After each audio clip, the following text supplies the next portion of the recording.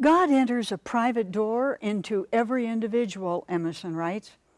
Well, maybe, but it takes us all a while to understand that.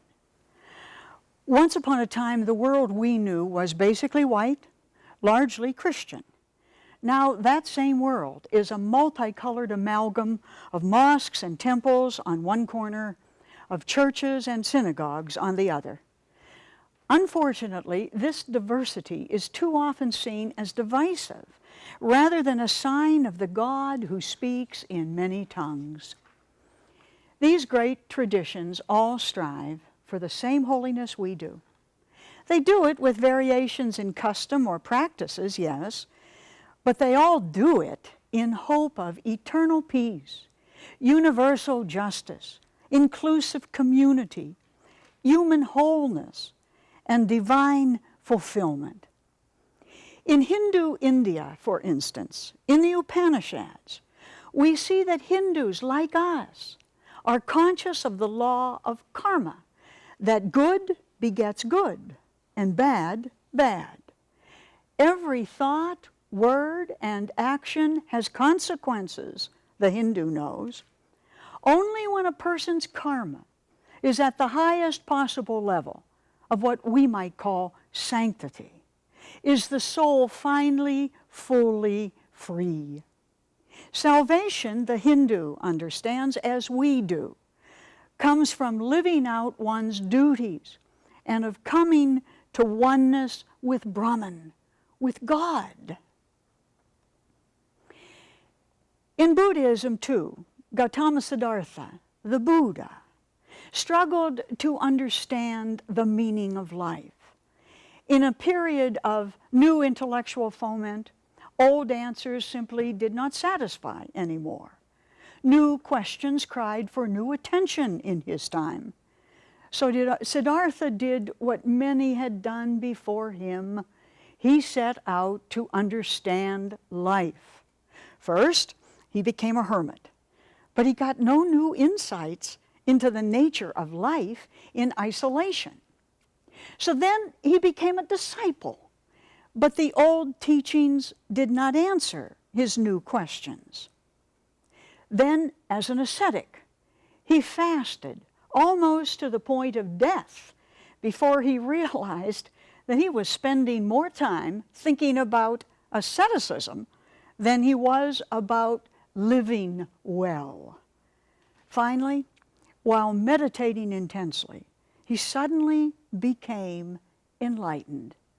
The cause of endless human suffering, the Buddha taught, is unrestrained desire. To control this activity to the self, he offered an eightfold path. When we accept a discipline of right views, of thinking correctly about life, of right desires and right speech, of right actions and right kinds of livelihood, of right effort and right mindfulness and right concentration. We do not want, he says, what we do not have, and we do not desire what we should not want. Like us, then, the Buddha taught that the salvation of the self depends on refusing to become captive to the demands of the ego.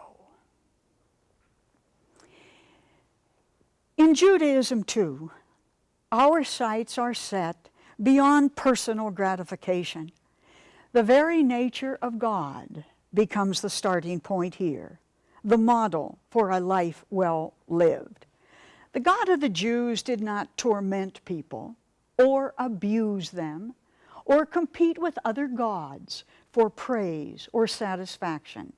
This one God was at once a father, a mother, a rock, mercy upon mercy upon mercy.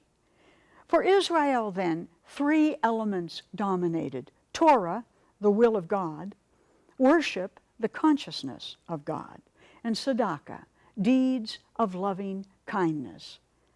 The 5 books of the Torah reminded the Jewish community in the book of Genesis that God created us. In Exodus, that God freed us.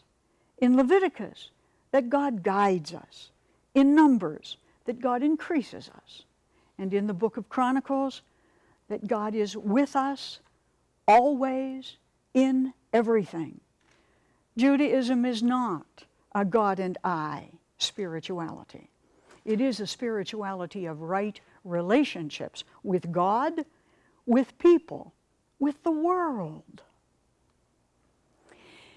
In Islam too, when Muhammad ibn Abdallah was born, Mecca was a teeming area of transient traders, a veritable cauldron of beliefs, gods, and kinship systems. But Muhammad was a reflective young man who went regularly into the desert to pray. Muhammad heard there the words of God that we have come to know as the Quran, the non-negotiables of the spiritual life. These holy teachings are so simple, they can hardly be ignored for want of either awareness or understanding. Islam teaches that there is only one God, that human beings must submit to the will of God, that there will be a day of judgment, that there is a heaven and a hell, and that at every minute we are either closer or farther away from each. And the life path it lays out is as simple and as clear as the teachings. The Muslim must confess at all times and in all circumstances that there is only one God and Muhammad is his prophet. After that, there's nothing more to say. There's nothing else to do but to live out that submission to God and to do it according to the prophet's recital of the Word of God and the model of his life.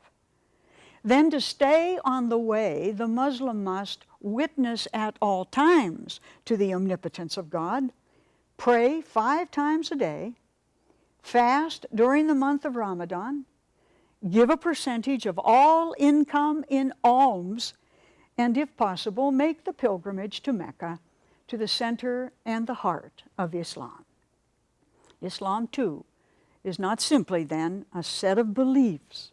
It is a way of life, a continual struggle to know the will of God and to live it. The emphasis in each of these traditions, the oneness of God, the need for a disciplined life, the commitment to holiness of life, and the development of the just community, are all concepts the Christian understands and values too. For Jesus came preaching the God who was broader than any single tradition. As the Apostle Paul puts it, he made no distinctions between peoples, neither man nor woman, Jew nor Greek, slave nor free. He consorted with tax collectors, the very agents of the Roman oppression of the Hebrew people. He dined with the rich to speak for the poor.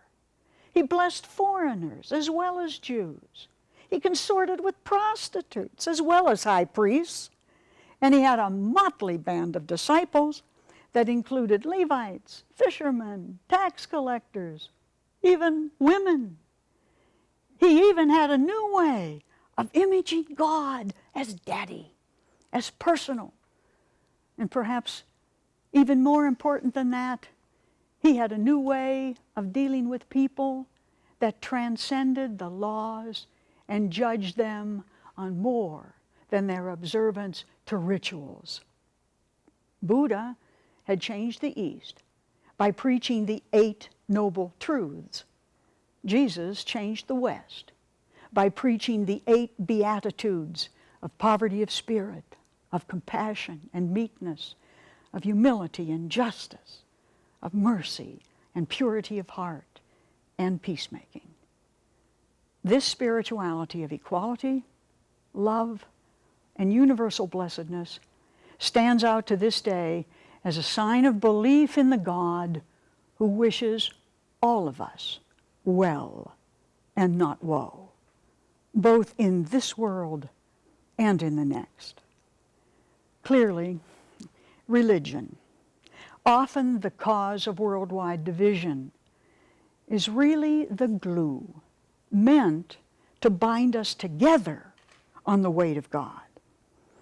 The seed of God is in us all, Meister Eckhart writes.